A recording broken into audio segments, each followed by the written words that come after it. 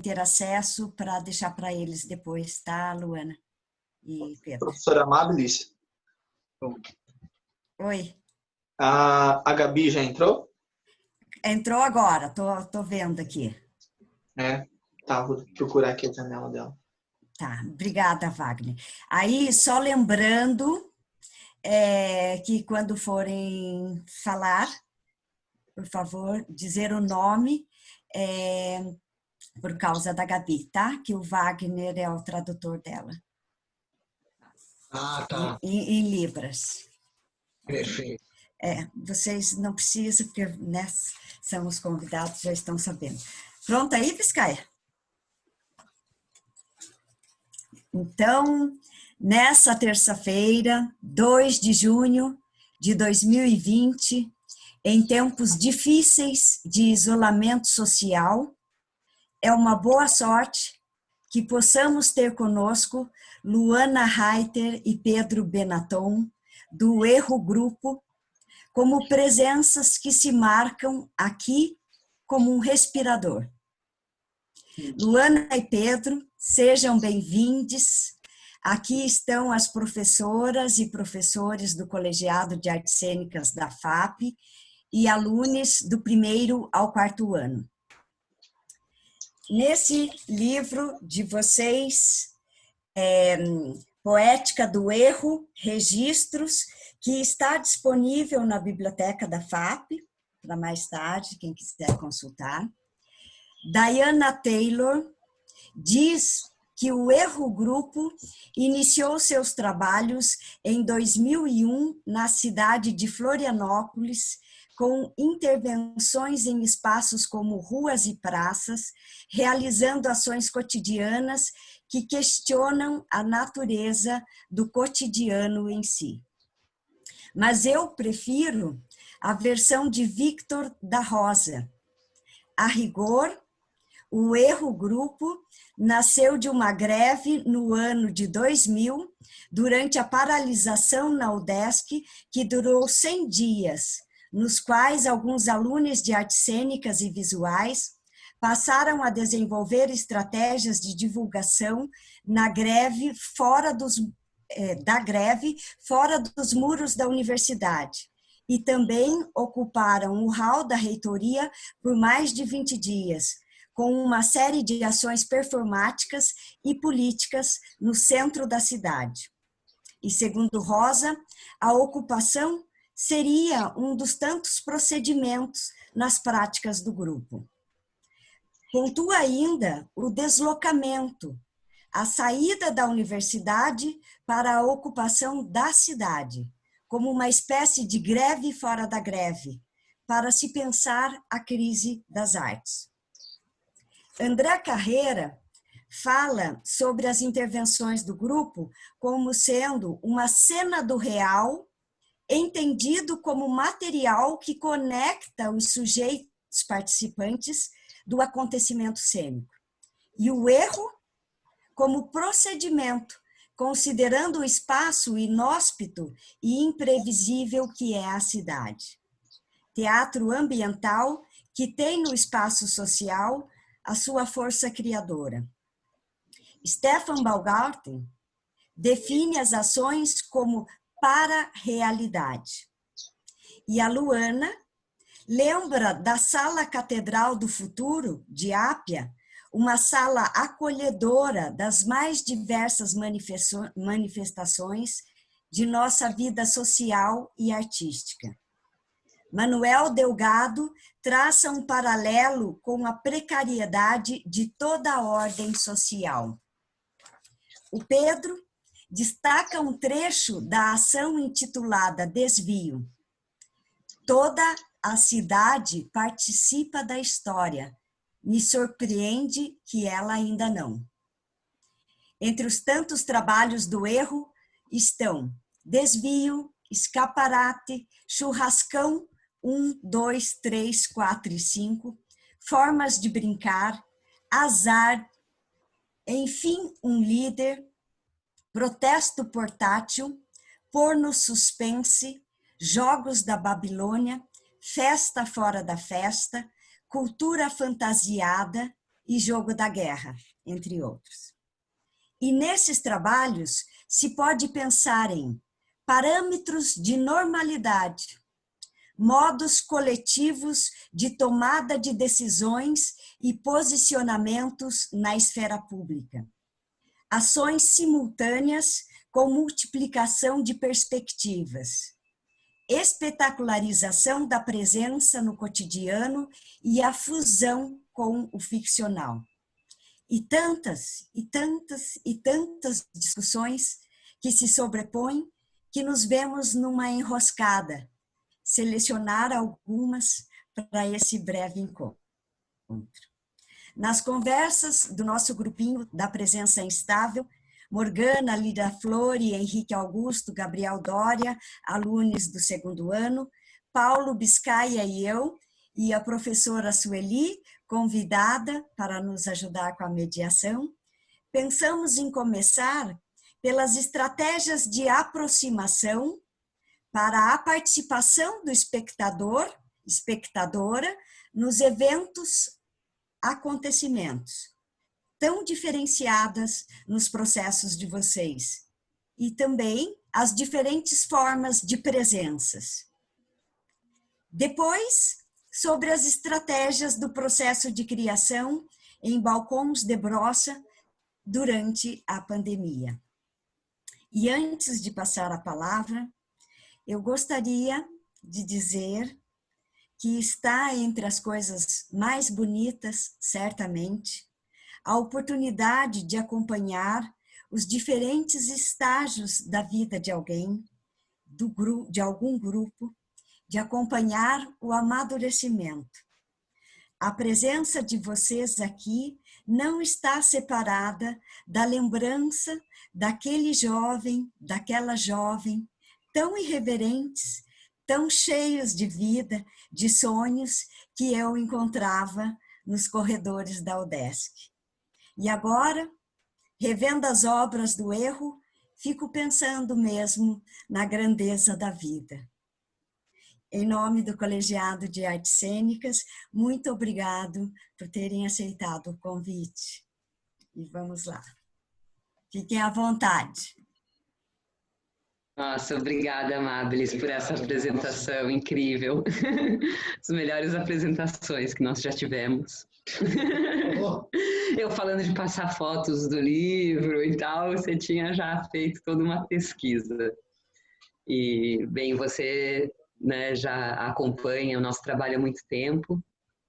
Acho que talvez a gente se conheceu no Festival de Curitiba, lá no início do grupo também. Antes de você ir para o UDESC, acho que a gente já se viu no 2003, Festival de Curitiba de 2013, eu acho. É, quando a gente conheceu a Cia Silenciosa, com aqui você verá lebres e outros animais mortos, né, que sempre teve essa conexão muito incrível. No Cavalo Babão.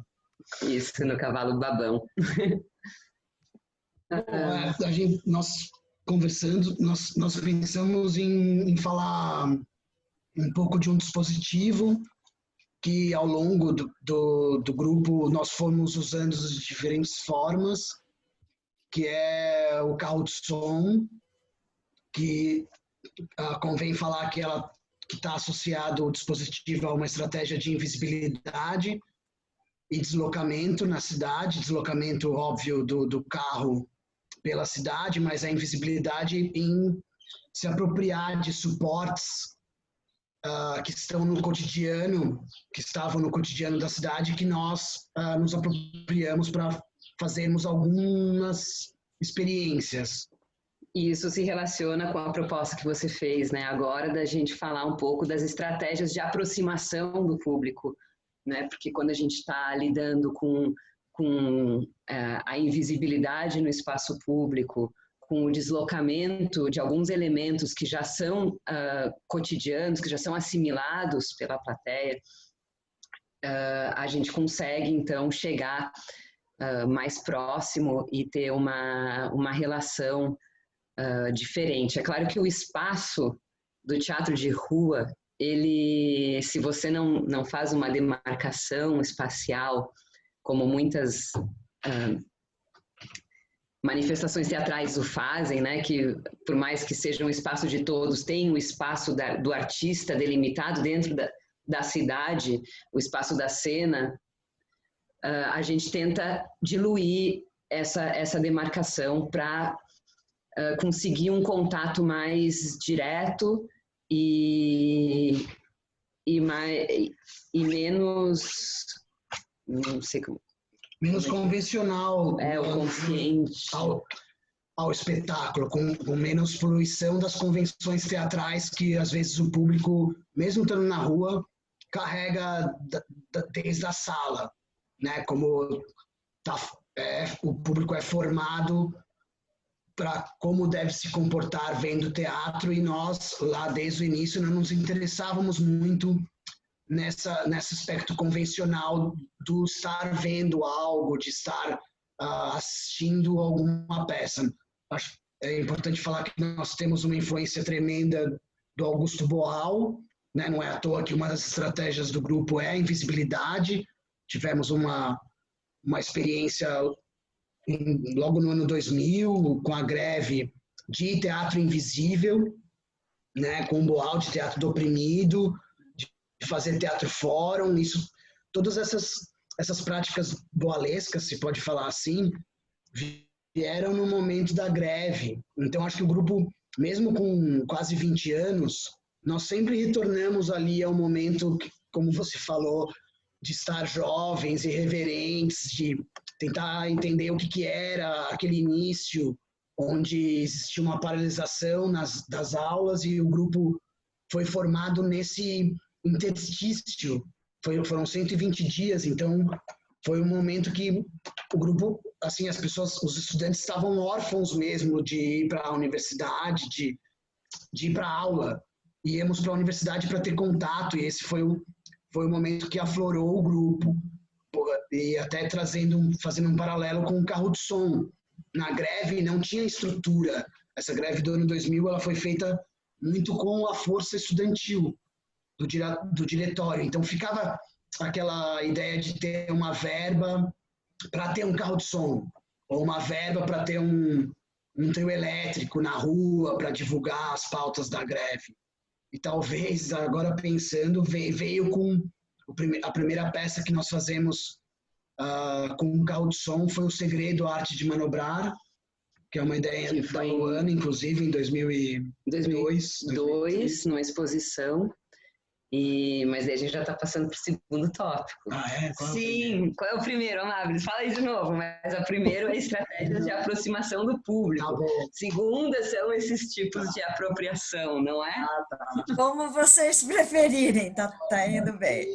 Ontem a gente teve uma conversa muito sobre esses dispositivos e a gente ficou pensando sobre o uso deles.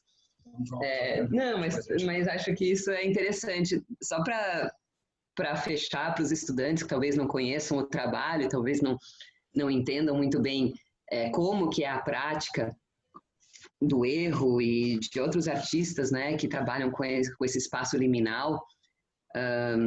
Em 2001, quando nós fizemos um espetáculo chamado Carga Viva, a gente percebeu que havia um momento, era um espetáculo que ele era bem fechado, ele acontecia dentro de uma espécie de roda, e havia alguns momentos em que uma das atrizes tentava escapar dos atores e quebrava essa roda e saía andando pela cidade. E a gente falou, cara, olha só, nesse momento a gente vê um engajamento do público completamente diferente do anterior. Haviam pessoas que se confundiam, que achavam que ela realmente, não sabiam, né, que era teatro, então achavam que ela no caso, era uma pessoa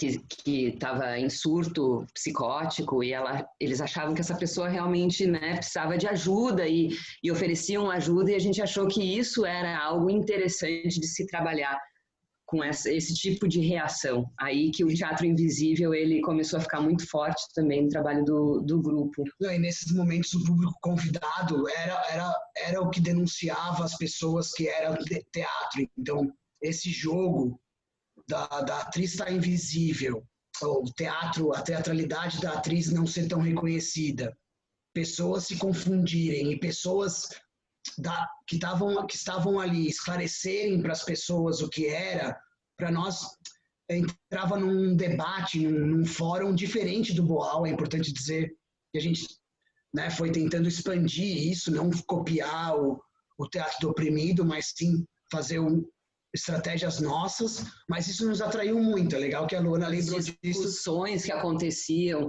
né? Não, ela é uma atriz, não, mas ela não está bem, a gente tem que levar ela, a gente tem que chamar a ambulância. Mas o teatro não pode fazer isso tem que ficar claro se é teatro ou não pode chegar e botar uma pessoa assim na rua, isso é caótico, então essas coisas nos interessavam muito. Posteriormente, bem posterior, em 2010, acho que foi, enfim, o Líder.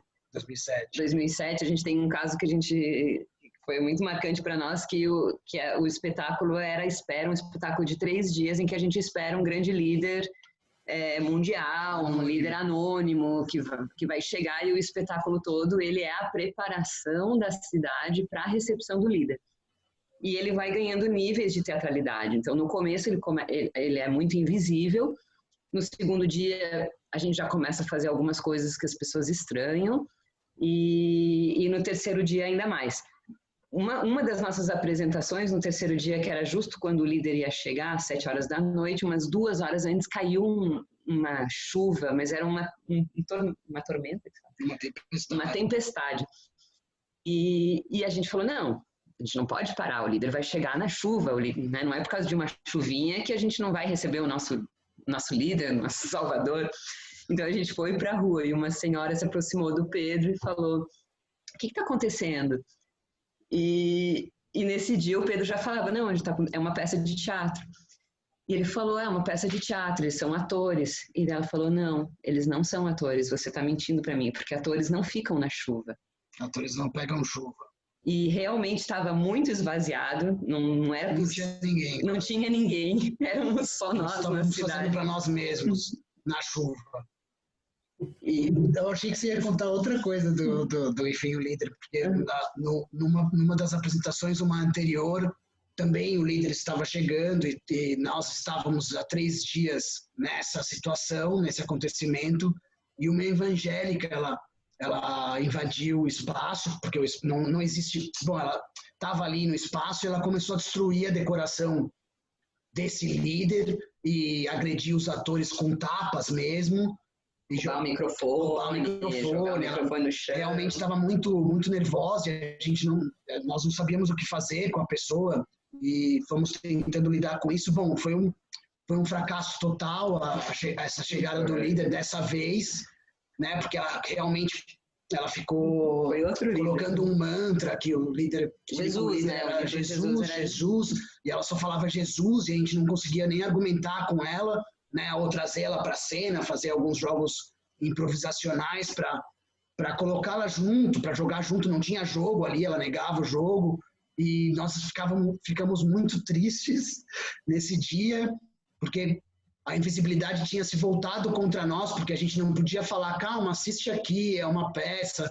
Então, meio que o nosso próprio jogo se voltou contra nós, a estratégia de aproximação do público estava completamente contra o que a gente... Mas ao mesmo tempo... Eu discordo, porque exatamente isso fez com que a aproximação do público fosse maior, porque outras pessoas que estavam ali começaram a discutir o próprio fato. Não, mas espera aí, existe só um líder? Podem haver outros líderes?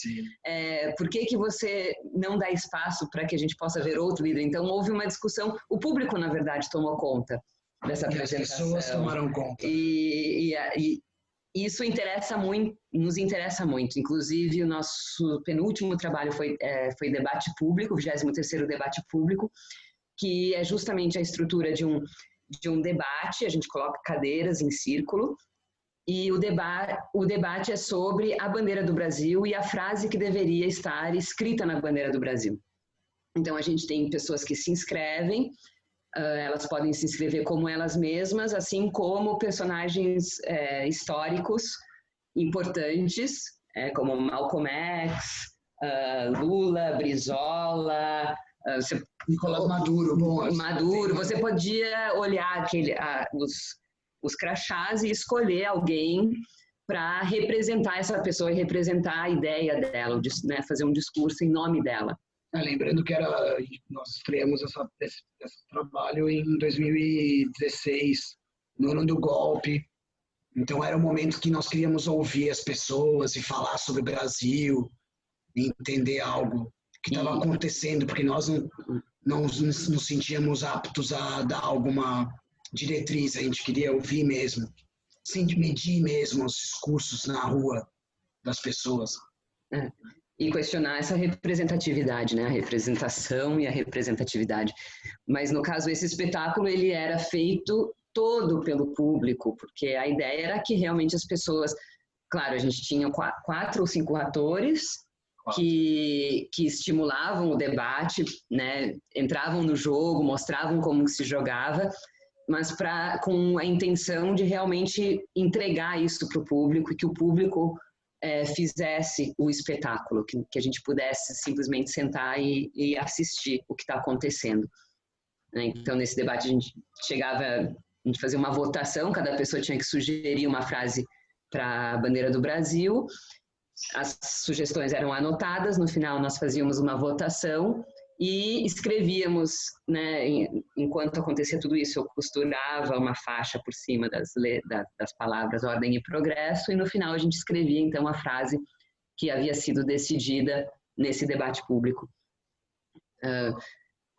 Então, houve uma aproximação cada vez maior à dramaturgia ser feita pelo público, né? O Erro, ele foi nesse trajeto de se desprender, até agora falando do Balcões de Brossa um pouquinho só, no trabalho que nós fizemos agora, eu tive que decorar um texto, e foi uma dificuldade para mim, porque eu falei para o Pedro, olha, eu acho que faz uns 4 anos que eu não decoro um texto, né, que eu sempre lido com uma situação. O Pedro sempre tem essa coisa, não, vamos colocar uma situação e desenvolver estratégias de estimular para que essa situação possa reverberar de distintas formas, em outras situações.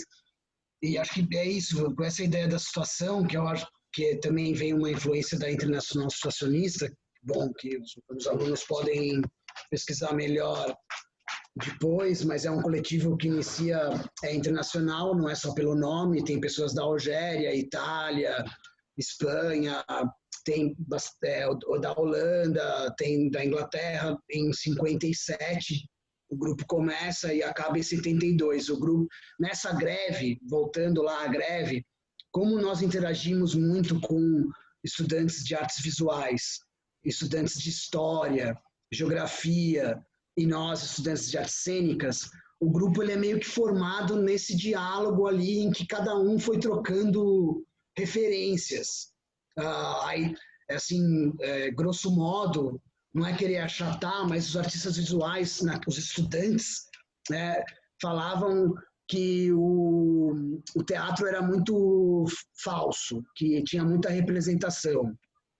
Os estudantes de história achavam que os estudantes de arte eram muito alienados na história política do comunismo, por exemplo. Então, tiveram ali debates, porque também ficamos acampados por 20 dias nessa greve do ano 2000, dos 120 dias a gente ficou acampado em 20 dias, que foi inevitável trocar referências. Então, os estudantes de geografia que tinham uma noção maior sobre o espaço urbano nos colocaram em contato com um coletivo que é a Internacional Situacionista, que nós, no teatro, não tínhamos nas emendas das disciplinas. Então, é uma forte referência do Erro, para o Erro se formado, que é um coletivo que olha para o espaço urbano, para a vida cotidiana, de como interferir lá nos anos 70, 60, 70, que para nós essa ideia da situação ela é o cerne do grupo. Então, provocar situações na rua é algo que o Erro continua fazendo até hoje. Então, essa ideia da situação, ela reverbera em outras situações durante o acontecimento e na próxima situação que nós construímos. Então, tem sempre a gente fica descrevendo eventos que ocorreram nas situações construídas, porque elas vão reverberando e nós trazemos nas memórias, e aquele dia que a evangélica entrou no Enfim o Líder, esse trabalho aqui está impedindo isso de acontecer, nós estamos ficando na defensiva, nós queremos controlar tudo. Então, sempre tem essas... É um grupo, né, que tem 5 pessoas hoje em dia, que a mais jovem, a que está há menos tempo, está há 11 anos, 10 a 11 anos. Então, é um grupo que está junto há muito tempo e consegue sentar e ter uma descrição do trabalho, uma memória, que é importante nessa construção das situações. Então, tem essa pesquisa sobre como construir situações no espaço urbano. E também não tem no grupo bom, vocês já viram aqui, não tem uma ideia no grupo de ter uma unanimidade, até mesmo nos termos que cada um usa. A Luana usa espetáculo, eu estou tentando evitar usar público, a Sara tem uma pesquisa em dança, então o discurso da Sara Ferreira é bem pautado no corpo. Então, assim, as pessoas têm as suas próprias pesquisas, então o grupo tem essa pluralidade, assim, que pode até, às vezes, dificultar a criação. Os trabalhos, eles demoram a serem feitos, porque para entrar numa sintonia com discursos tão plurais, às vezes só o tempo que resolve, né, essas coisas. Mas, de repente, agora falando um pouco da situacionismo... Está bem improvisado. Eu estou tentando organizar aqui o negócio.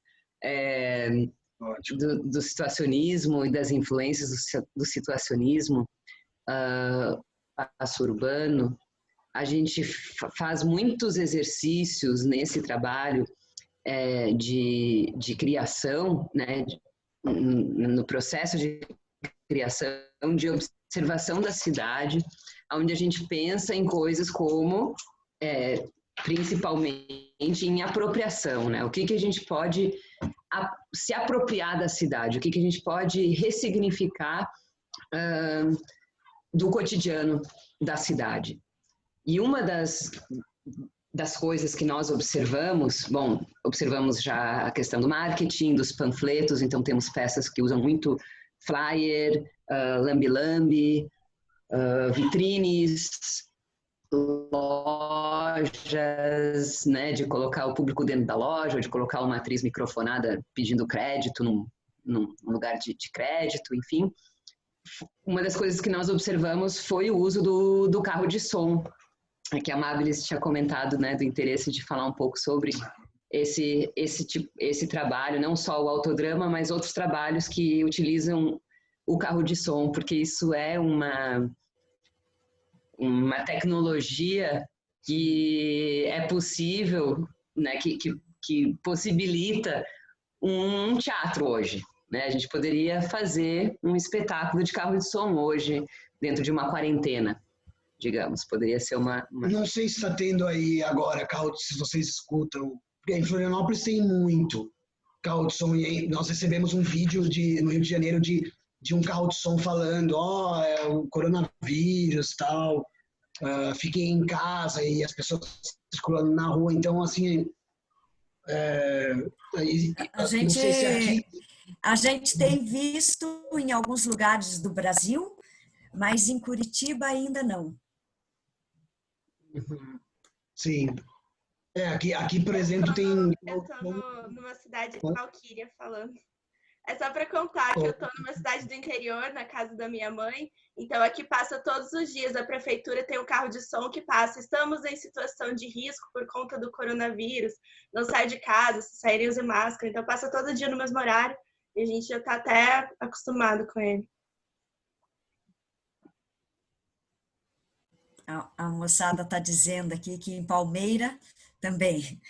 Palmeira também, fechou. Então, carro de som, a gente sempre viu muito carro de som. Não, até aqui teve carro de som para avisar o Ramadã, por exemplo. Assim, em várias línguas, que o Ramadã estava acontecendo, que era para respeitar e tal. Então, por favor, não se encontrar. Uma tecnologia que usa muito.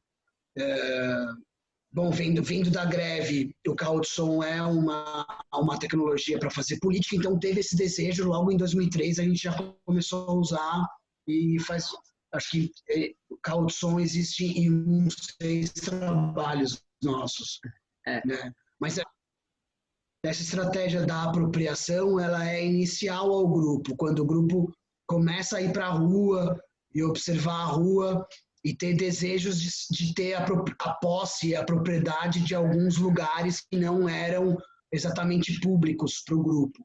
E depois, na segunda década, essa estratégia de apropriação, ela começa a tangenciar para algo de incorporação, de tentar não ter a propriedade ali, mas que os atores colocassem no corpo aquela posse, e não só tomasse posse. Também tem algo a ver com o teatro de rua que fazemos no início, ele é mais invasivo na rua, depois ele começa a se tangenciar para algo de ocupar a rua, de estar na rua. Se o direito nosso é estar na rua, nós não precisávamos invadir nada, precisávamos só usar meios e situações para ocupá-lo. Então, a invisibilidade, para nós, a estratégia da invisibilidade está associada a observar. Então, tem algumas associações de estratégias. As estratégias não estão isoladas completamente.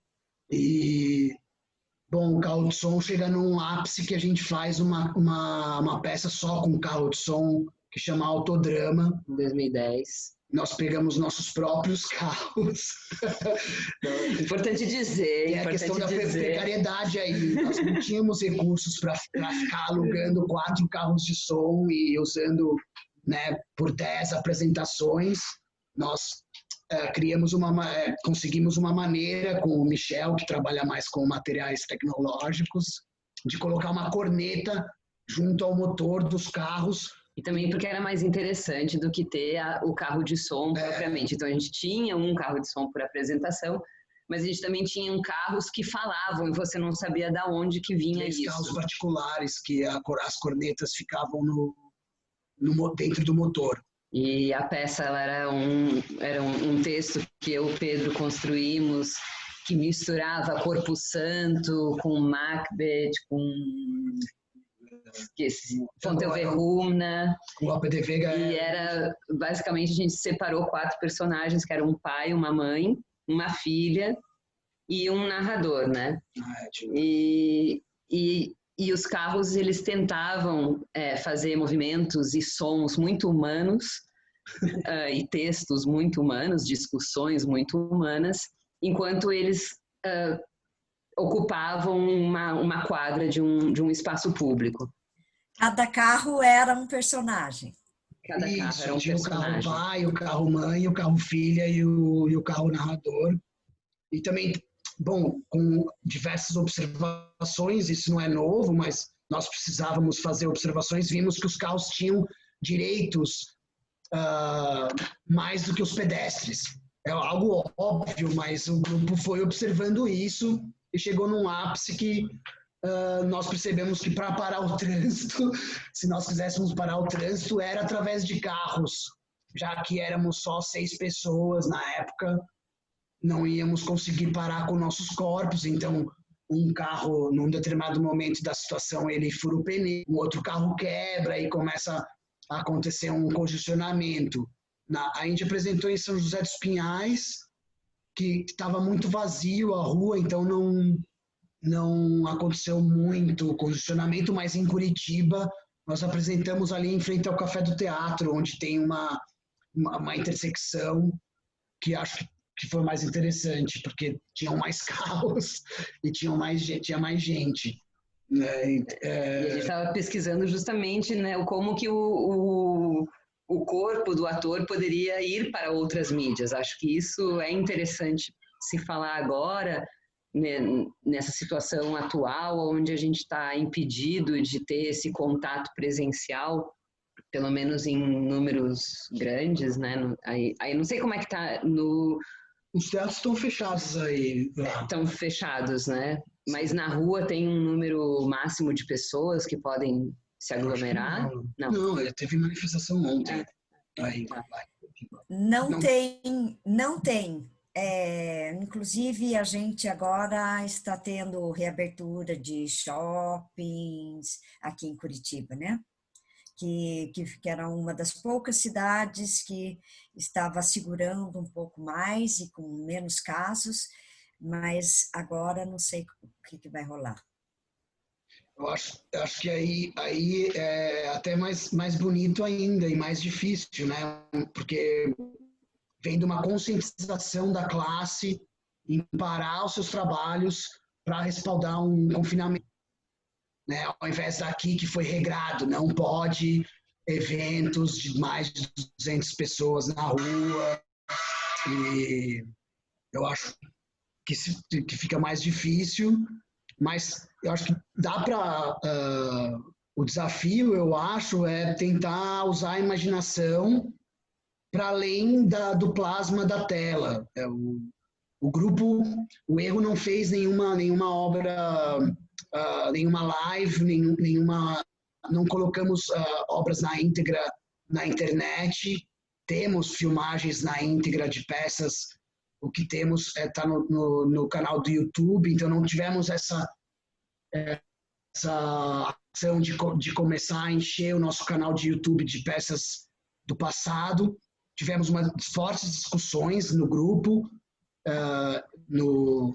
em teleconferência, nós dois aqui e os três que estão em Florianópolis, o Luiz Henrique Cudo, acho importante falar, Michel Marques e Sara Ferreira, e não foi difícil chegar na decisão de não alimentar as redes com obras que já não apresentamos mais. Não sei se a gente vai entrar nesse tópico, mas depois a gente pode entrar nisso. O desafio que o grupo colocou é tentar fazer alguma expansão de presença que não seja a bidimensionalidade da tela, que não seja só a bidimensionalidade da tela. Temos algumas ideias, mas tentar ter o ambiente 3D do teatro resguardado. Territorialidade, essa questão do contato, do acontecimento. Mesmo que seja nas janelas, nos balcões que temos aqui, ou carro de som, ou assim, nós não temos a resposta qual é o teatro a se fazer no confinamento, não temos, óbvio, mas nós não tivemos um problema que talvez o grupo resolva rápido, mas não resolvemos ainda se colocávamos peças na íntegra, se fazíamos lives para continuar fazendo coisas. Certo é que a pandemia começa nesse ano e tínhamos diversos projetos que não estão acontecendo. E tivemos que mudar e começar a buscar outras coisas para fazer. Acho que essa questão da invisibilidade, de um público que é pego de surpresa, tudo isso também dificulta muito o nosso trabalho. Acho que tem grupos que estão lidando melhor com isso. Eu pude participar da experiência sensorial do Magilute, né? Tudo que coube nessa VHS, recomendo. Foi muito interessante, mas não senti que era teatro, né? Acho que não era teatro. Não, eles mesmos não chamam. Exato, acho que foi muito coerente de eles não chamarem isso de teatro. Então, tem uma dificuldade nossa, né, que ainda não saber... Eu sou, assim, muito, muito bom de ter muita coisa acontecendo nas redes. O teatro conseguiu se não fazer só presente, aqui, né? se fez presente mesmo em pandemia, se faz presente mesmo em pandemia com os grupos. O Erro, como tem muito pouca obra para sala, não é 100% na rua, nós temos algumas obras que foram feitas na sala. Bem poucas. Mas com essa ideia de toda toda a cidade participa da história para pegar a citação do desvio. O erro não tem essa localidade da peça, essa proximidade para o erro sempre foi importante, corpo a corpo, né? Como eles falam aqui com toqueteio, o toque corporal para nós é muito importante, mas nós percebemos que tem muita coisa o erro que aconteceu distante, os corpos distantes, eram faixas para o líder que nós colocamos que nem tínhamos controle de quem lia. Era o carro de som do líder que saía pela cidade por 2 horas falando do líder, e nós não tínhamos nenhum controle de quem estava assistindo isso. Então, instalações, o grupo já fez muita instalação, então...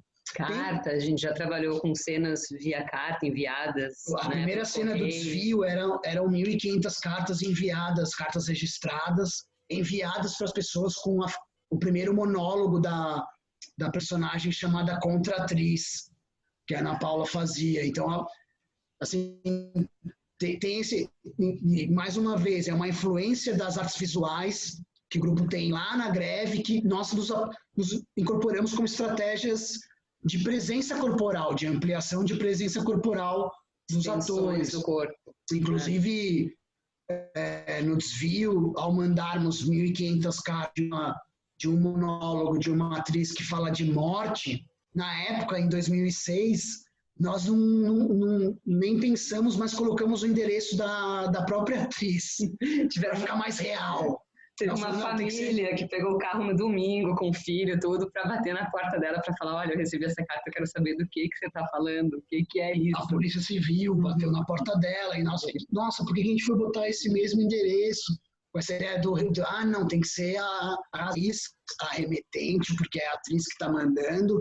E foi aí, viu? Ela recebeu visitas de policial civil em 2006 e fico pensando como hoje seria muito mais perigoso também mexer com esse tipo de coisa. Isso é importante. O grupo tem 20 anos e nós só vimos a rua ficar cada vez mais controlada no Brasil. As censuras que nós sofremos ao longo da trajetória do grupo ficaram mais intensas, ficou cada vez mais difícil de fazer teatro de rua, ficou mais difícil de ocupar a rua. De 2014, de 2016, 2014 começa, a gente teve uma censura forte em 2013 aí em Curitiba, por causa de uma cena de nu, e depois disso começa a ter uma série de eventos de censura que o grupo, na primeira década, não tinha.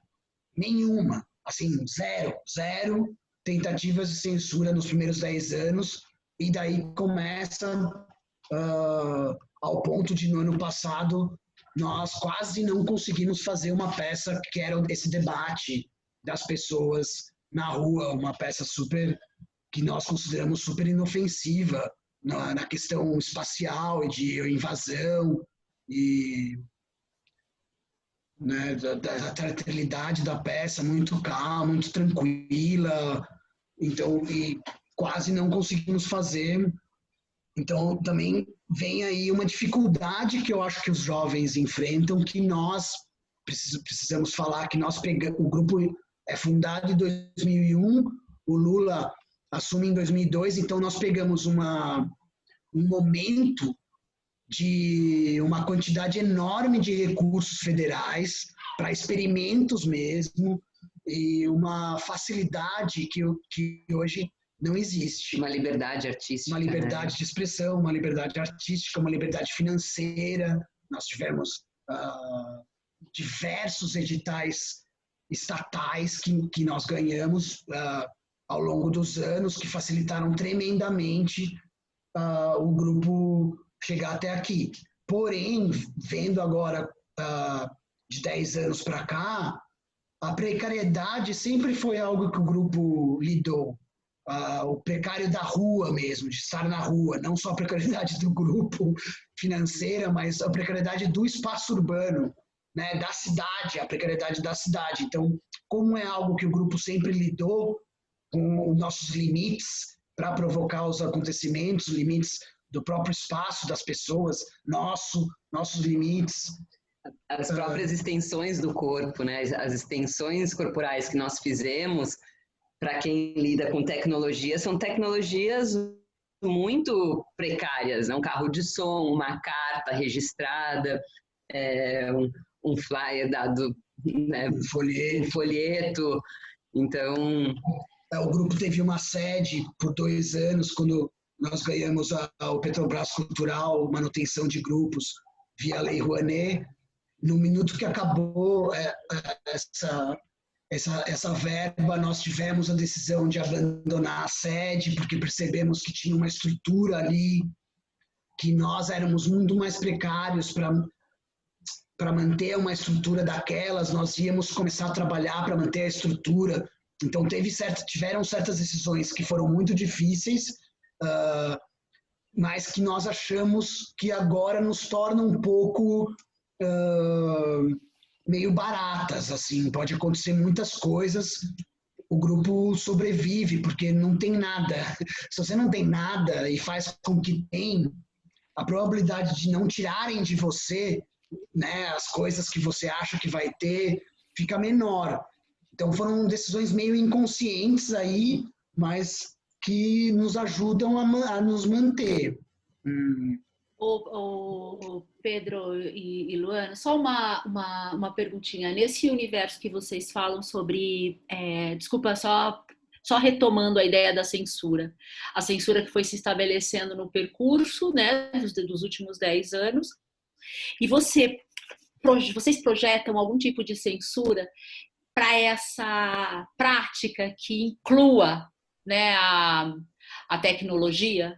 Você acha que esse campo, esse território da mídia, que agora a gente está usando aqui, será que ele também vai submeter a um lugar de censura no que diz respeito às artes? Nossa,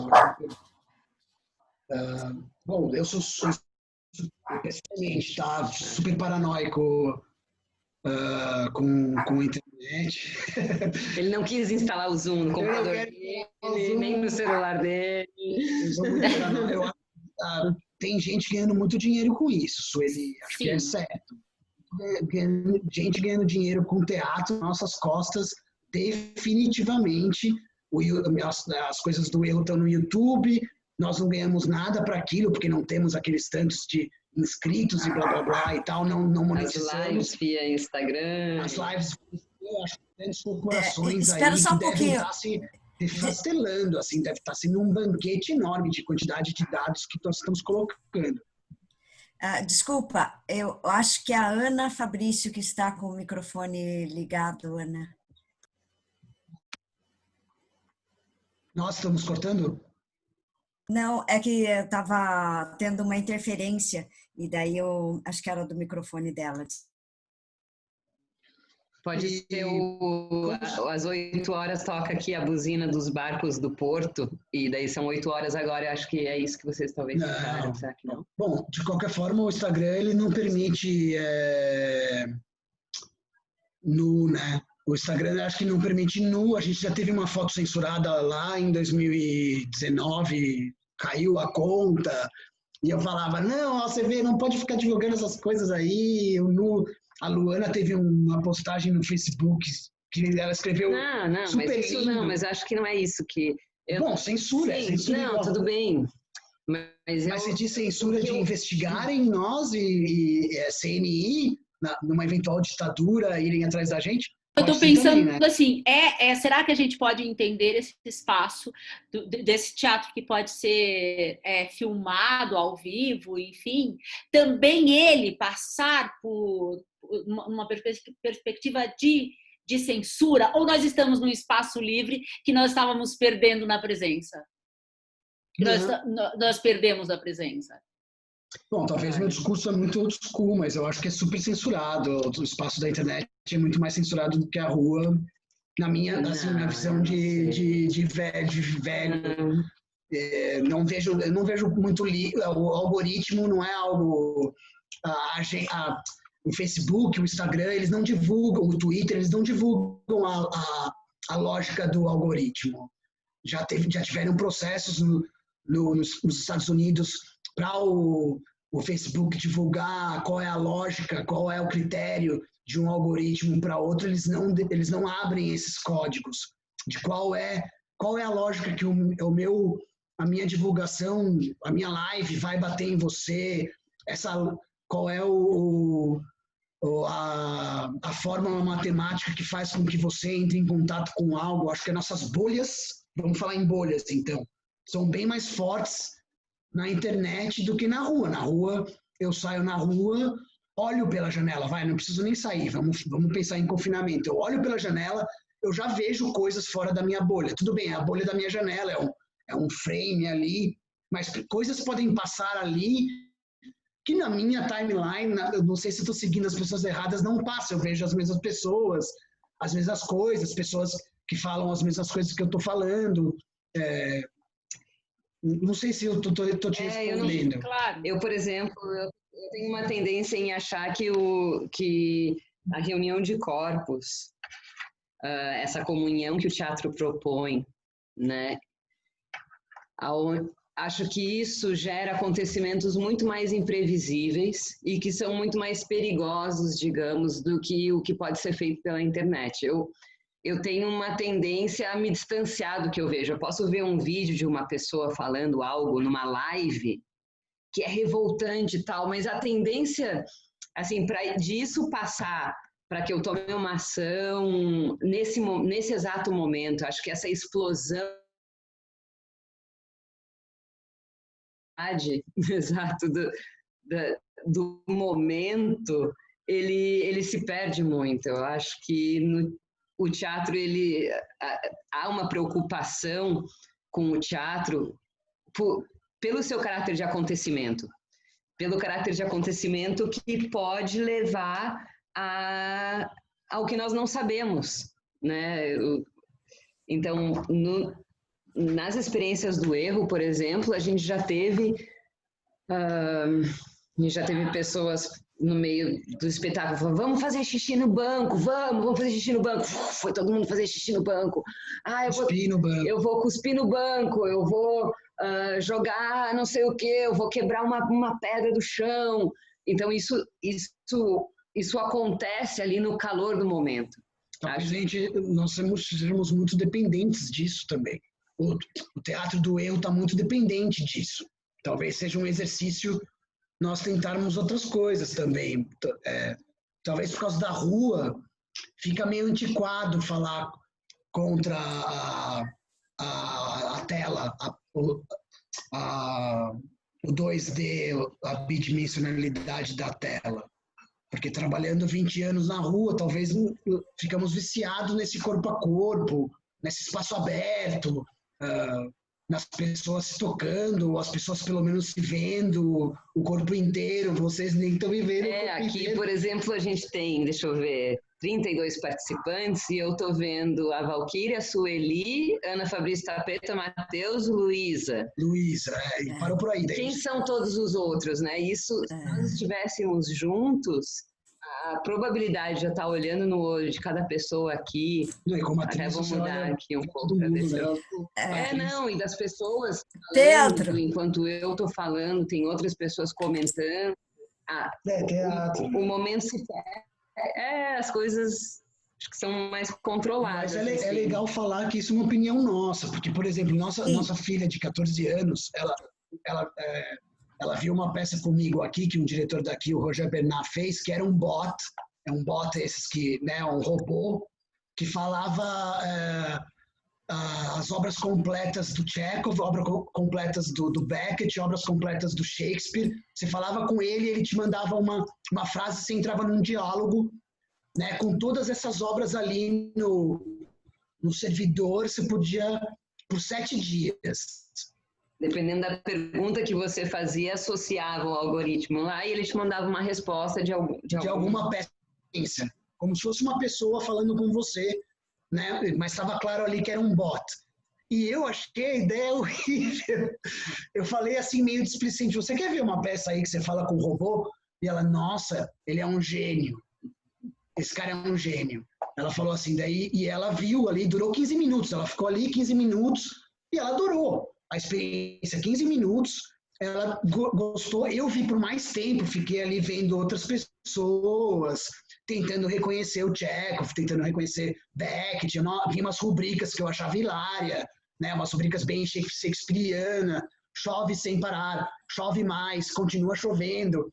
E hoje, e ela, assim, por 15 minutos, ela participou e nunca mais falou, mas ela final a ideia.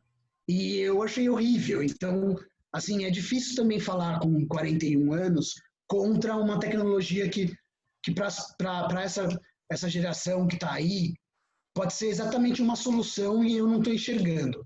Eu acho que tem muito Ô, mais...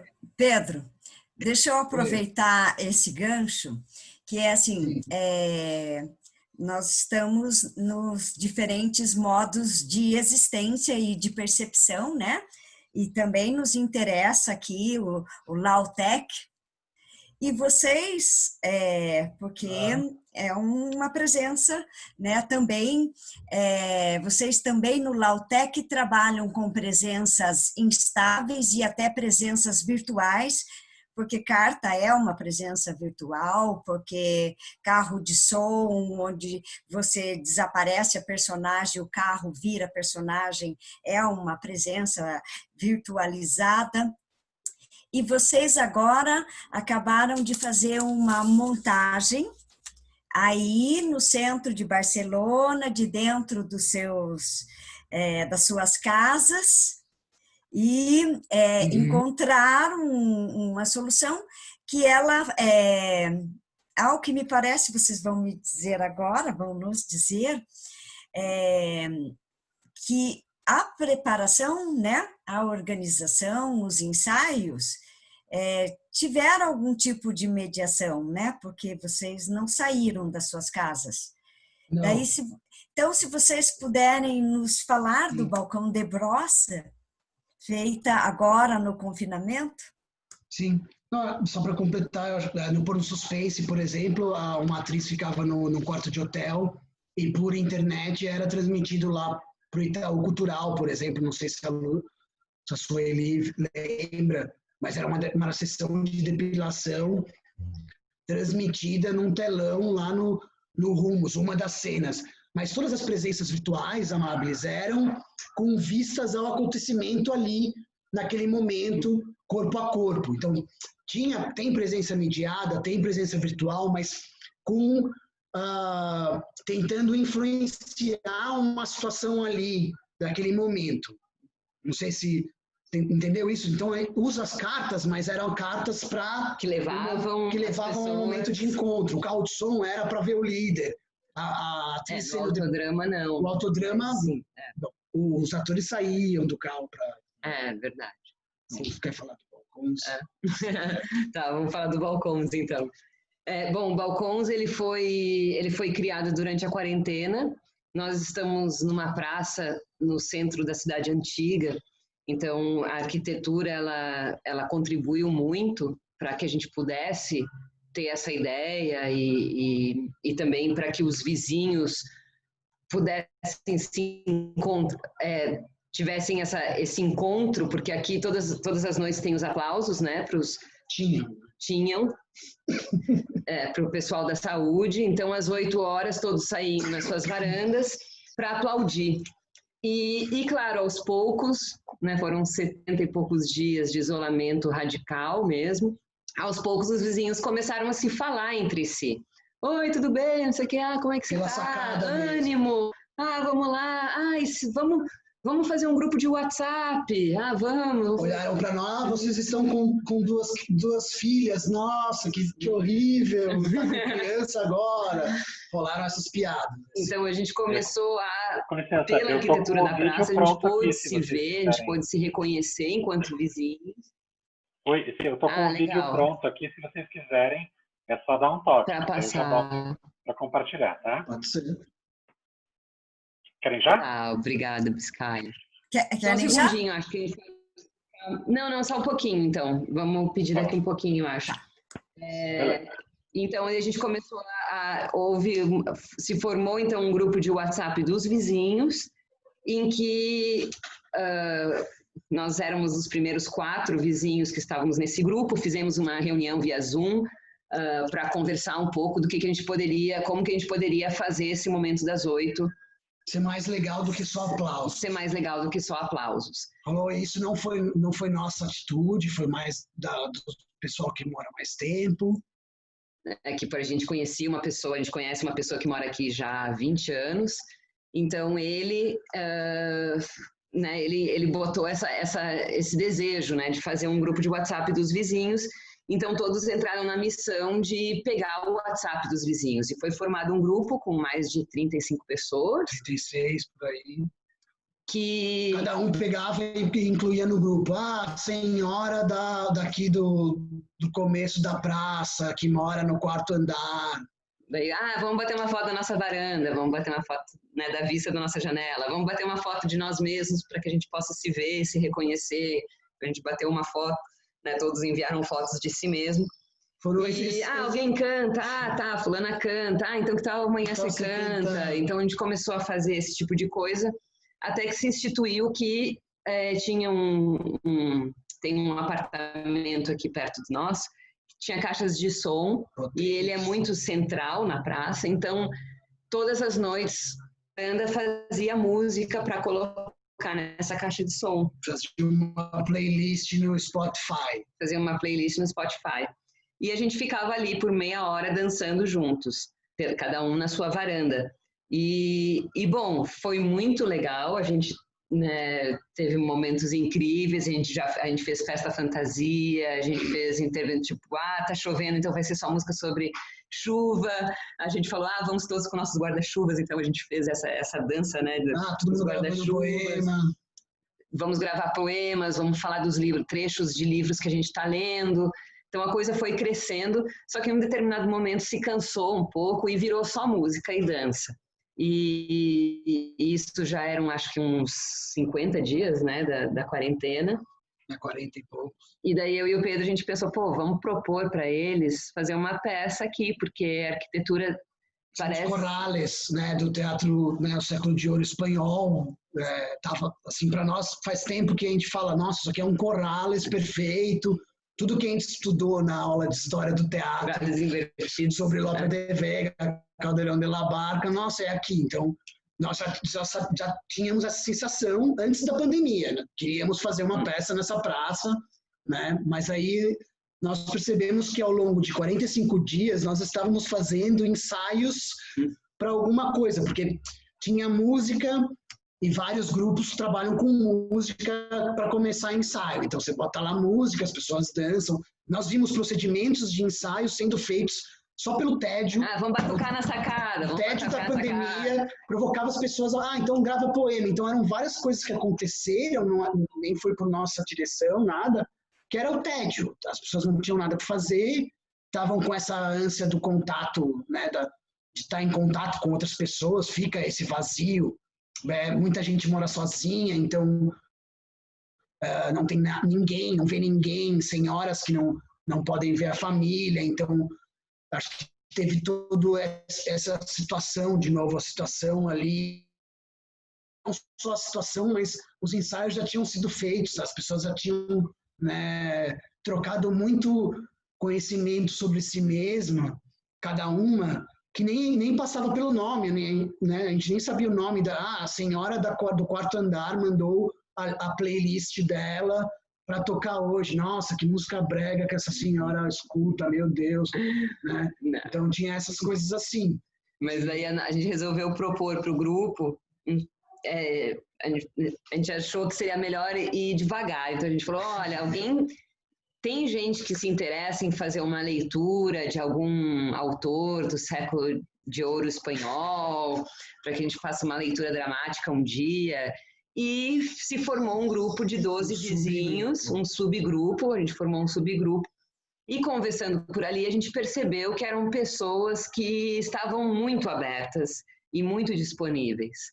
E então, por estarmos em Barcelona, que é num lugar específico daqui, porque a gente está ao lado do Museu de Arte Contemporânea, a gente está ao lado do Centro Centro Cultural de Cultura Catalã de Barcelona. A gente falou, vamos propor, então, fazer uma peça do Brossa, do João Brossa, que é um artista... Ixi. Caiu?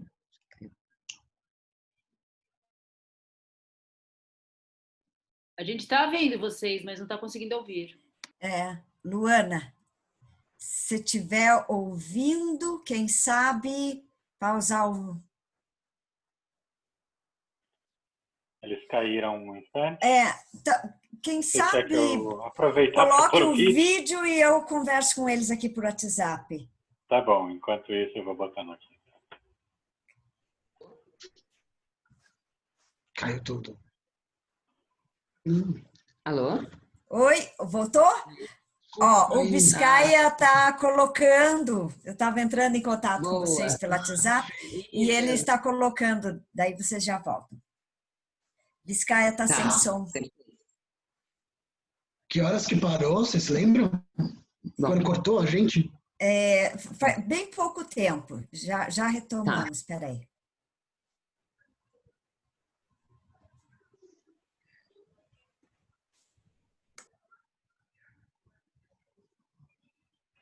Desculpe, agora travou o meu navegador aqui com a página. Tranquilo. A gente vai falando e daí quando der a gente para de falar quando vier o vídeo, então. Mas enfim, a gente resolveu fazer um trabalho sobre Brossa. Não quisemos... Brossa é um poeta, era isso. Poeta daqui, né, que não viveu só poeta, até os anos 90, mas também é um diretor de teatro, dramaturgo, que fez peças, por exemplo, um striptease, é um cara muito experimental. Um artista. João Cabral de Melo Neto, ele levou para o Brasil alguns escritos do Brossa. Acho que é um cara interessantíssimo, porque ele tem poemas objetos, em que ele coloca uma chave cheia de letras, uma orquestra com metralhadoras. Bom, para dizer que é um cara que trabalha teatro, artes visuais, literatura, é um multiartista daqui. E foi interessante que a gente colocou o Caldeirão de la Barca, Lope de Vega, e as pessoas, não, isso é muito antigo. Começaram a sugerir outros. Lorca é um pouco mais recente. E todos tinham muito... são pessoas que têm muito contato com cultura aqui, né? Então, eles vieram com um repertório incrível de opções e de interesses. E dentro deles a gente falou, não, vamos então ficar com o Brossa. Na verdade, ninguém comentou do Brossa, mas a gente jogou o Brossa e foi muito bem aceito. E até hoje a gente não sabe se essa peça aconteceu simplesmente pelo tédio do confinamento. É importante dizer isso. Bom... Então, aí vamos ver o vídeo, então, só. Essa é a nossa praça aqui.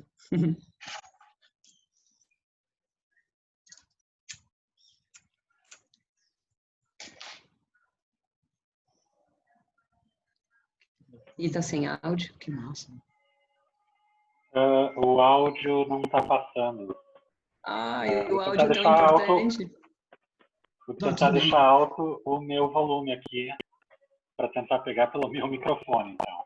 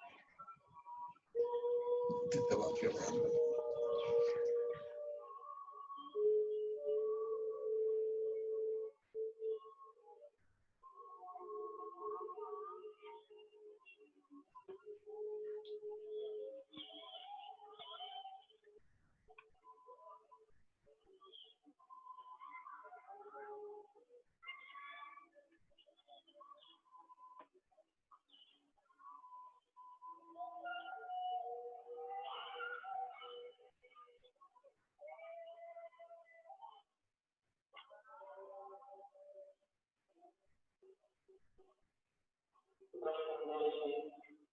Eu quero ver uma festa onde estamos na materialidade. La emoción es un modelo que nos debe pertenecer.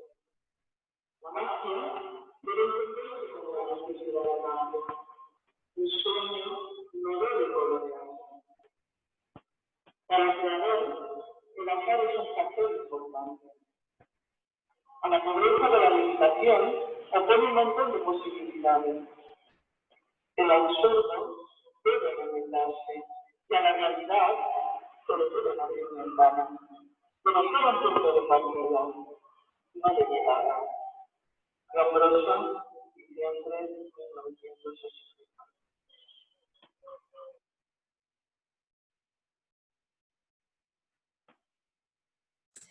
Eu posso enviar o link depois para a turminha. Obrigada, Biscaia. Como ele está pausado e a gente não escuta Obrigado, bem, aí depois... Ah lá, o Paulo já colocou ali o endereço para vocês no chat. Obrigada, Paulo. Maravilha. Está preparando um vídeo melhor, mas ainda não deu tempo de preparar um vídeo mais legal. Esse é só o início e, assim, foi espontâneo de uma das apresentações. Cortaram o início e colocaram no grupo de WhatsApp, então é um vídeo bem formal. Isso tem outra coisa também. Nós estamos aqui por causa da bolsa de pesquisa doutorado sanduíche da Luana, que está fazendo uma tese sobre o teatro participativo, participação no teatro, e era um plano do projeto dela, foi um plano de fazer uma oficina para fazer uma peça de rua. E isso estava marcado para abril. Quando entra a pandemia, meio que atravessa o projeto de pesquisa que a Luana tinha. Então foi muito providencial a gente estar aqui. É claro que a gente estava também com um sentimento, uma angústia, uma necessidade de fazer alguma coisa, mas em termos de cronograma foi essencial e deu um reviravolta na minha pesquisa, porque, tudo é novo, né? As formas de ensaio, as formas de tentar passar para as pessoas como fazer, o que fazer. Então, esse processo ele foi feito pelo WhatsApp, como a gente estava falando. A gente teve esse momento de compartilhar leituras, interesses e no fim a gente sentiu a necessidade que eles estavam pedindo para que a gente propusesse ações, né, para uma primeira experiência, que eles não estavam propondo coisas, então que a gente propusesse. E para propor, tá dando para escutar, porque aqui tá a internet. Acho que tá? Tá. Sim. Então a gente fez uso de imagens, né, imagens via WhatsApp, muito contato individual, né, de telefonemas, de áudios, com tudo bem, olha, então nessa hora, o que você faz em casa durante a quarentena? Eu gosto muito de fazer exercício, então o que você tem de material para fazer exercício aí? Eu tenho um peso, eu tenho um elástico, tá, então amanhã, então, vamos testar você sair com esse peso, com esse elástico para a varanda, vamos ver que tipo de movimento você pode fazer. A gente todos têm lençóis, todos temos lençóis. Então, vamos fazer um momento em que a gente coloca esses lençóis para a rua. E, enfim, foi através de vídeos também, já fizemos vídeos com Legos, botando os bonequinhos, você tá aqui, você faz isso. Nós pegamos o Lego da nossa filha, mais nova, de 4 anos, ela estava construindo uma casa vazada, a gente falou, nossa, isso aqui é a praça, vamos pegar, e daí fizemos um vídeo, a gente pode divulgar depois o vídeo, que é engraçadíssimo, mas somos nós com uma maquete bem mal feita da praça, tentando colocar sequências de ações para eles entenderem bem o que nós queríamos que se passasse. Eu acho legal que o grupo, nós fizemos teatro comunitário na graduação, mas depois de ficarmos com o grupo, né, por tanto tempo, ficamos ali meio que nesse circuito que às vezes é restrito de um grupo de teatro. Universitário, nem só do teatro. Quando fazemos oficina para atores e não atores, normalmente vem atores e os não atores que vêm para as oficinas não eram da comunidade, eram pessoas assim também ligadas, assim. O grupo não tem em Florianópolis, por amigo exemplo. do ator, ou uma pessoa que já pesquisava algum procedimento que o erro fazia dentro da antropologia, sei lá, que vinha. Então, eram pessoas que tinham conhecimento do nosso trabalho, né? E também com o repertório do festival. Eu estou aqui na oficina de vocês porque eu gosto muito do Festival de Curitiba.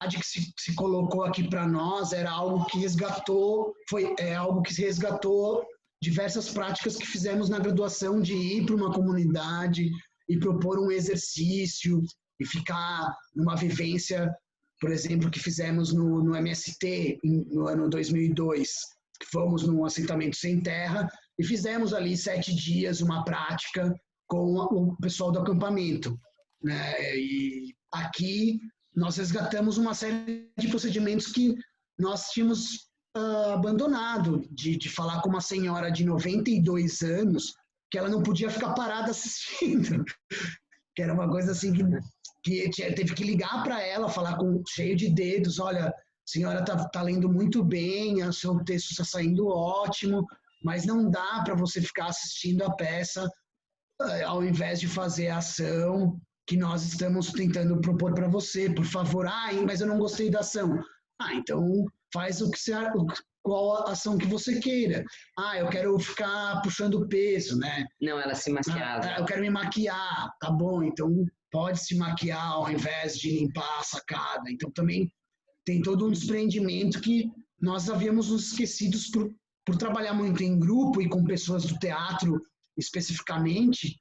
Fomos esquecendo dessas maleabilidades, flexibilidades que um autor de teatro pode ter num processo comunitário, deve ter, né? Esse do vídeo, por exemplo, que foi justamente essa cena que vocês viram aí das letras, que o Brossa, ele tem muitos trabalhos com a materialidade das letras em si. Né? Inclusive, um dos trabalhos mais famosos dele é uma chave, onde o que faz, né, a abertura das coisas é o alfabeto. E a gente estava trabalhando já com um poema, que era, né, as chaves do Jardim da Rainha, que é o que fechava o trabalho. A gente falou, não, seria muito interessante se a gente pudesse, cada um erguer uma letra que escrevesse a palavra clau, que é chave em catalão. E ninguém respondia, mandava mensagem no privado, o pessoal meio assim, pois eu não sei, mas será que isso vai ficar legal e não sei o quê. Então a gente falou, não, vamos fazer, Pedro, aqui no Lego.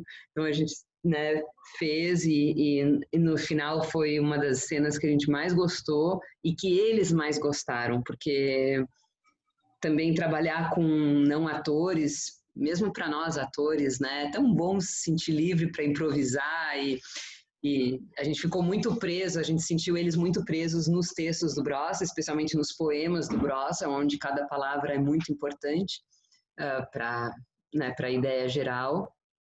E, enfim, então a gente foi tendo que trabalhar com as limitações deles de entendimento sobre o que a gente estava propondo, mas foram incríveis, eles confiaram muito, no fim das contas confiaram incrivelmente em nós, e o que me emocionou muito foi que no final, quando a gente terminava de fazer, que foi apresentado basicamente para os moradores aqui da praça. Isso é importante dizer, não tinha público lá embaixo, que o público que tinha eram pessoas que estavam na estreia, né, na primeira apresentação, o que tinha eram pessoas fazendo compras por causa do confinamento, fazendo a sua hora de passeio, e a maior parte eram as próprias pessoas da praça. Da comunidade. Agora, na última apresentação que a gente fez no domingo, que tinham umas 100 pessoas lá fora, porque agora está mais flexível, estão mais flexíveis os passeios, as pessoas estão ficando mais tempo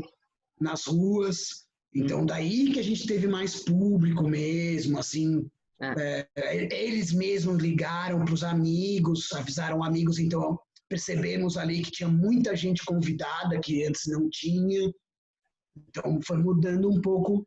Eles não queriam divulgar, a gente falou, vamos divulgar? Não, não vamos divulgar, não vamos colocar ninguém. A gente fez um cartaz, na verdade, uma pessoa aqui da comunidade de vizinhos bateu uma foto e fez um cartaz, mandou para o grupo.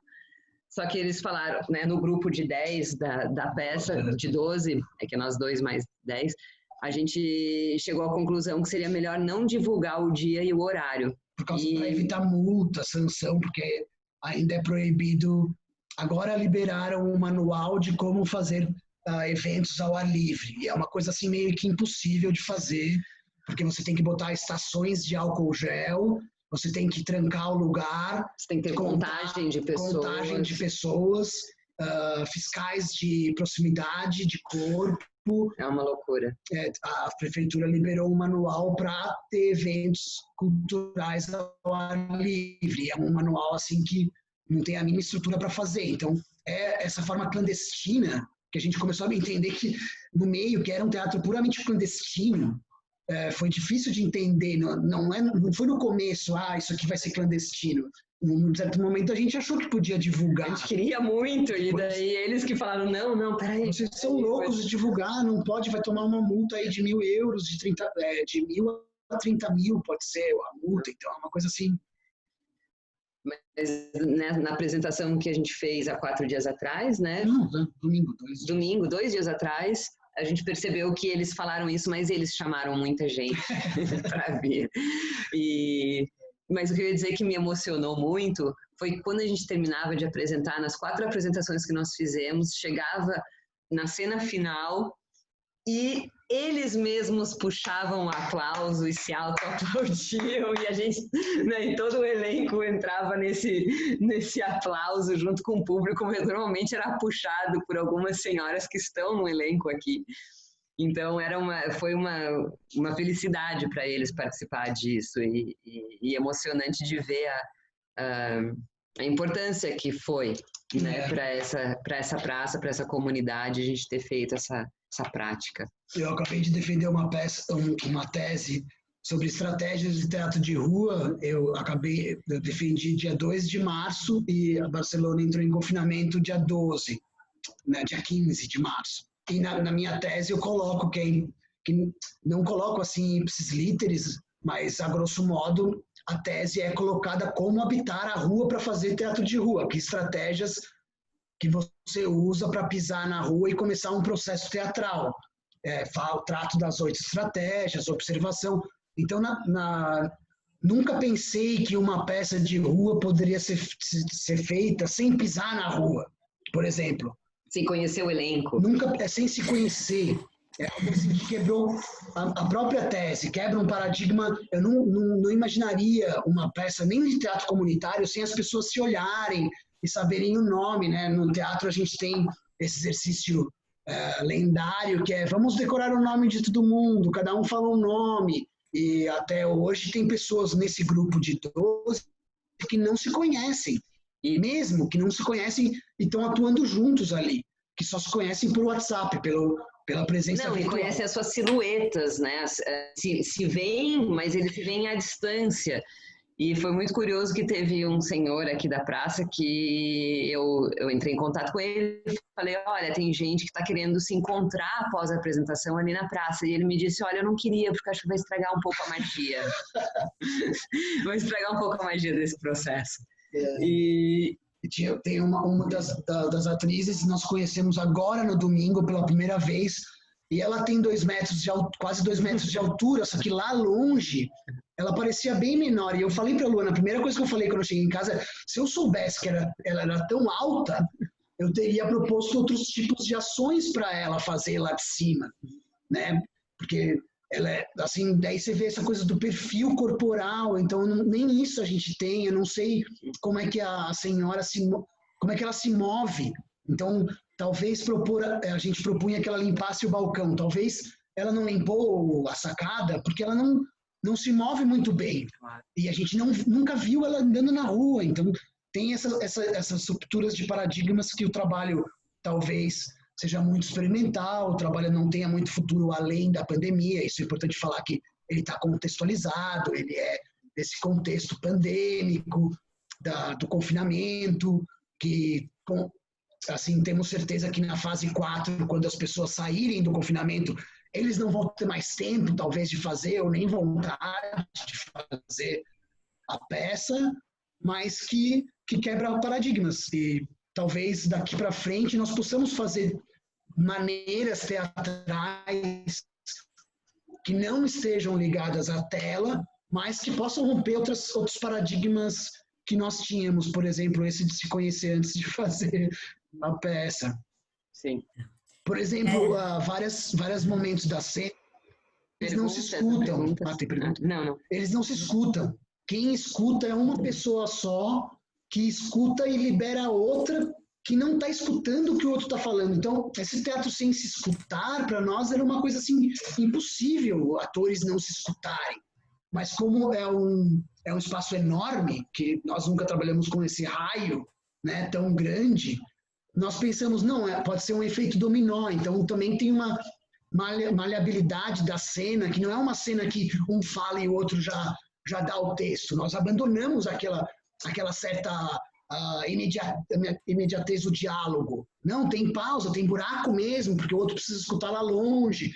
Então, tem certas coisas que a gente foi... E também trabalhando como que o texto pode contemplar isso, porque então a gente também teve que fazer mudanças no texto para que esses diálogos, tiramos alguns diálogos e colocamos ações no meio para que esse tempo não prejudicasse, né, a experiência. Eles não se enxergam, porque tem as árvores, então é super fragmentado, tem pessoas que só assistem duas, que assistem outras duas. Então, são coisas que nós nunca trabalhamos no grupo. Não, já trabalhou nessa área. No azar, assim, a gente já trabalhou. Uma coreografia. Não, eu acho que a gente nunca trabalhou com a ideia de um público estar no meio da praça, que esse público assiste a todos. Sim. Só que os atores, né, um raio, os atores em si, eles não conseguem. A Carmen, por exemplo, uma pessoa daqui, ela estava dizendo que ela contava na memória, ela decorou a frase que vinha anterior e ela meio que contava, agora deve ser o momento de falar, enfim. Pedro e Luana, eu penso que, como a gente está assim, já meio próximo, né, do término, que talvez a gente pudesse abrir para os alunos, professores, se quiserem fazer uma pergunta mais assim direcionada, né, conforme as suas próprias pesquisas, os seus próprios anseios, pode ser? Vamos ver se Não, é maravilhoso. É que tem muita coisa, né? É um universo realmente muito, muito vasto. E aí, só porque também a gente quer contemplar, porque às vezes as pessoas têm uma curiosidade ou um interesse específico, não sei se vai haver, mas, enfim, fiquem à vontade. Se a galera não se inscrever, a gente conversa um pouco mais. Tá bom. Façam perguntas, por favor. Já pode perguntar? Claro. Opa. Sim. Oi. Morgana.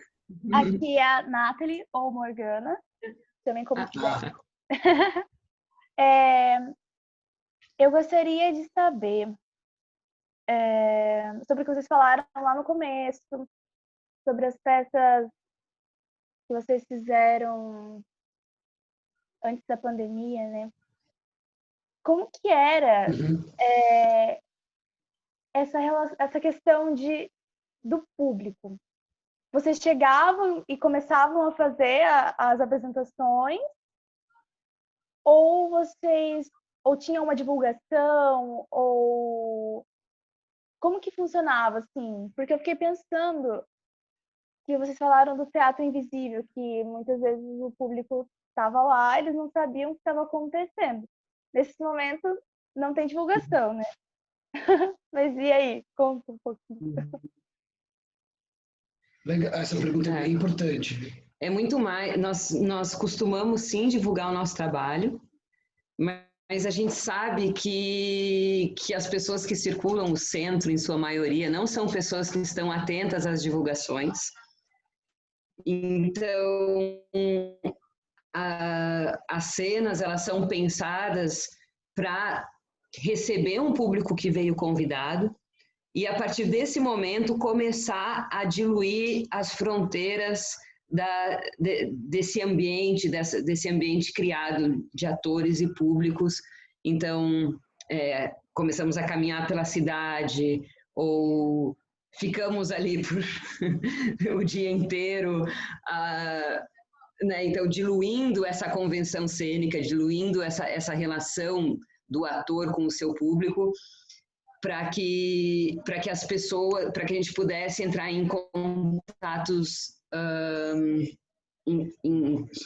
em contatos não convencionais, em contato com pessoas que não vieram para assistir a peça, especialmente em confronto com algumas instituições. Então, por exemplo, lojas, comércio, nós temos muitos trabalhos que lidam com isso. Então, vamos até o IFAM. Então, a gente junta um grupo de pessoas e vai até o IFAM. Chegando no IFAM, essas pessoas não sabem que nós somos um grupo de teatro e que levamos esse público lá para fazer uma cena, né? E as próprias cenas, elas também, a gente tenta diluir elas com o público, né? Então, por exemplo, olha, a nossa proposta é chegar no IFAM e dizer que esse espaço vai à venda, leiloar o IFAM.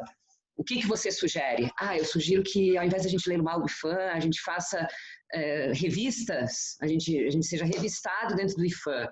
Então, assim, essa construção junto com o público que está conosco, que normalmente é um público convidado, e também tem muita gente que está por ali. Se a pessoa fica mais de 10 minutos parada observando o que está acontecendo, ela provavelmente vai perceber que aquilo, que há um desvio naquela ação, né? Que aquilo é uma ação artística. Agora, não sei se tu quer falar alguma coisa. Sim, é importante dizer que o Boal, o Teatro Invisível do Boal, por isso que nós falamos que nós fazemos uma releitura das técnicas do Boal. O Teatro Invisível do Boal não podia divulgar, era plena ditadura, não se denunciava que era teatro, e nós temos experiências que não divulgamos e tínhamos esse dilema. Você tocou num dilema na origem do grupo. Nossa, a gente está divulgando, mas está estragando a invisibilidade. E começamos a perceber que, sem divulgar, só invisível, tinha pessoas que reconheciam como teatro, talvez porque éramos muito ruins. E divulgando, tinham pessoas que mesmo depois falando não era teatro, a pessoa, não, isso não é teatro, isso não pode ser teatro nem aqui, nem em nenhum lugar, porque teatro não é assim, porque atores não ficam na chuva. Então percebemos que esse poder da divulgação para o Boal era muito importante. Para um grupo, por exemplo, Viajou Sem Passaporte, nos anos 70, eles não divulgavam também as intervenções. 3 Nós Três, nos anos 70, não tinha divulgação. Intervenção urbana para as artes visuais, nos anos 70, não podia ter divulgação.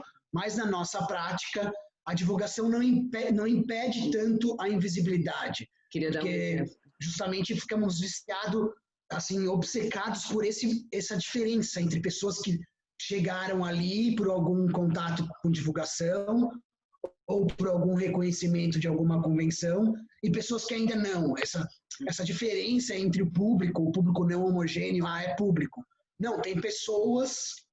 E da pessoa não saber, assim, esse espaço liminal mesmo da pessoa não saber. Eu ia dar um exemplo que talvez esclareça, que é o Jogo da Guerra, que nós fizemos, foi um dos últimos trabalhos do grupo, de 2018, que a gente convidava pessoas, a divulgação era para 3 lugares de cena. Então, assim, quem recebia a divulgação podia escolher entre estar na rua, em uma das esquinas, eram 2 esquinas opostas, ou estar num espaço interno, mediante doação de alimento e roupas.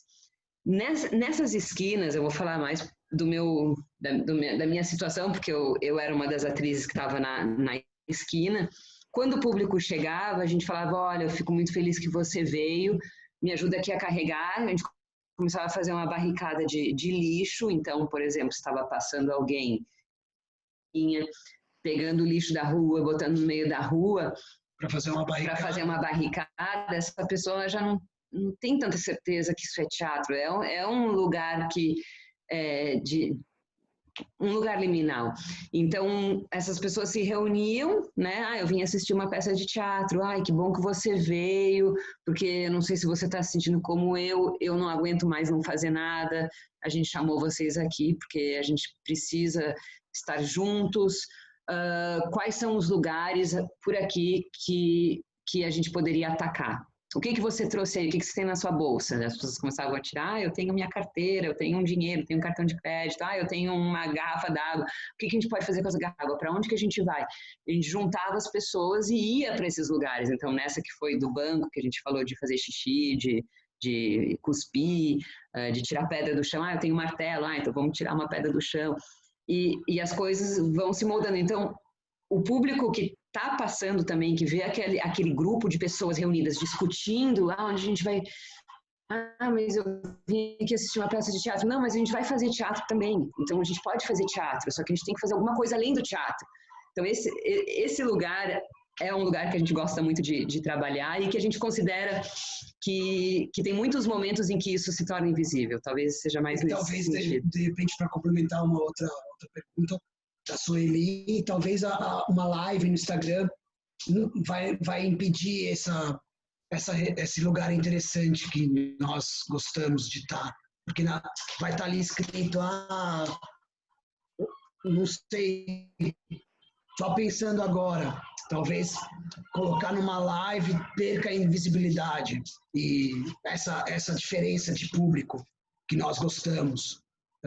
Inclusive aqui, nessa peça que nós fizemos aqui, tem pessoas completamente desavisadas, a maior parte das pessoas estão desavisadas, as que passam na rua, e o pessoal todo na janela sabe que é aquela galera que fica fazendo essa peça. Então, tá bem diferente, assim, tá bem separado, essas pessoas nem se comunicam, ninguém vira para uma pessoa da janela, o que é isso? Ainda não percebi isso acontecer. Então, a gente tem esses dois ainda, essas duas camadas, né? Talvez nessa diferença entre pessoas que sabem e as pessoas que não sabem. Talvez seja isso.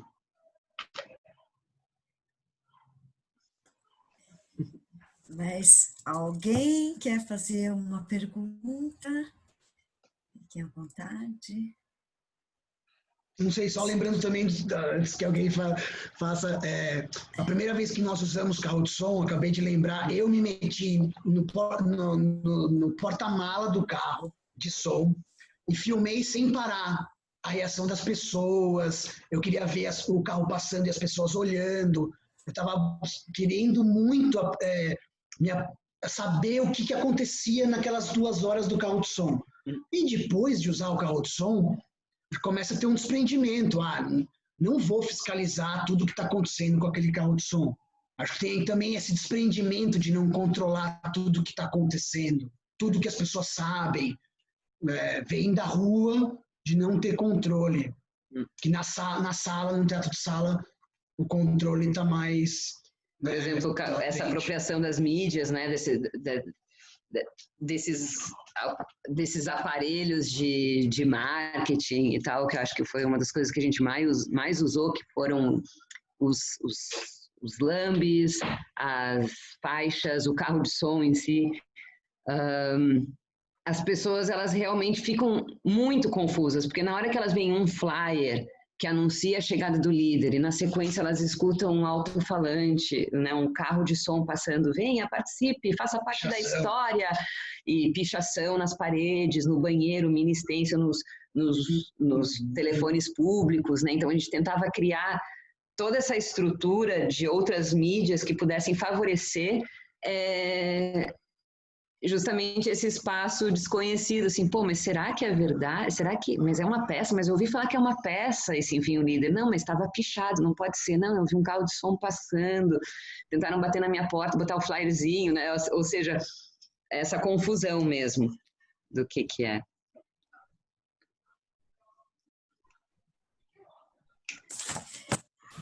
Eu queria dizer para os alunos que esse livro, que está também na biblioteca, no final, ele tem a descrição de várias ações, né, dos trabalhos.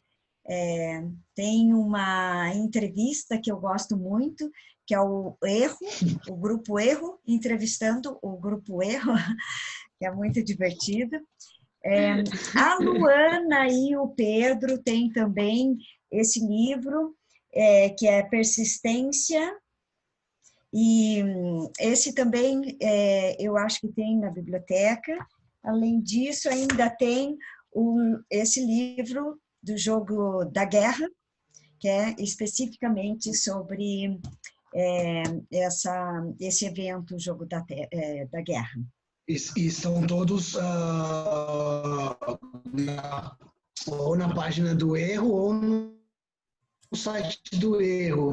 Todos os livros estão em PDF abertos, assim.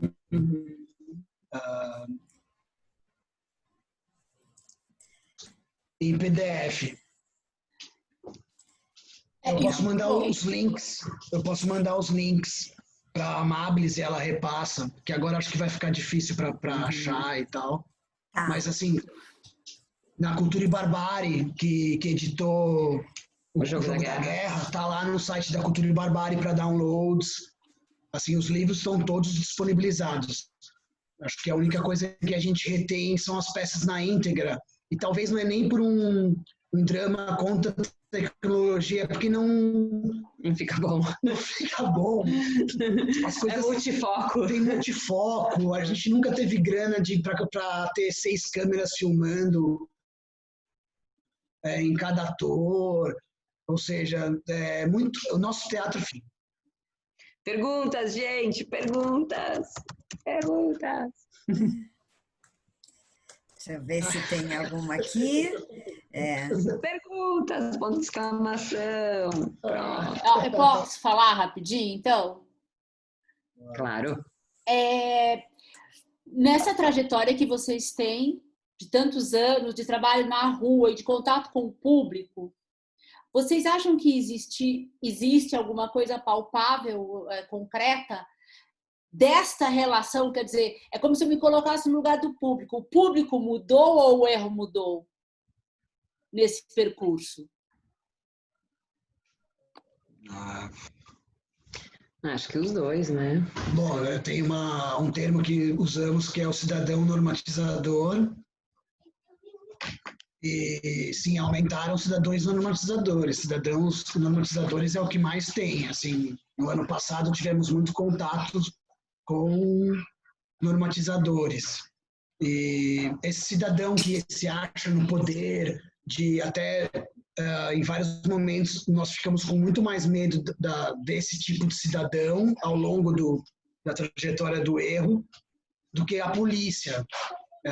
Claro que a polícia é muito mais violenta. Por exemplo, ontem aí em Curitiba, ela tem autoridade, ela tem armas, mas o cidadão normatizador já pegou uma atriz, já deu uma gravata numa atriz,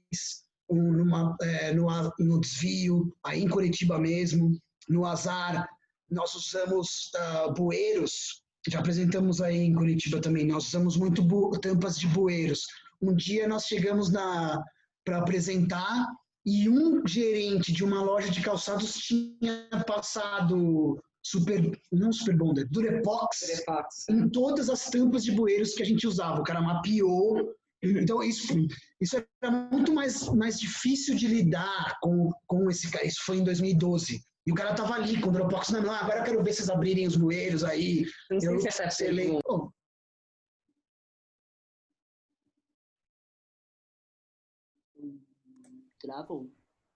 Travou. Vamos ver aqui.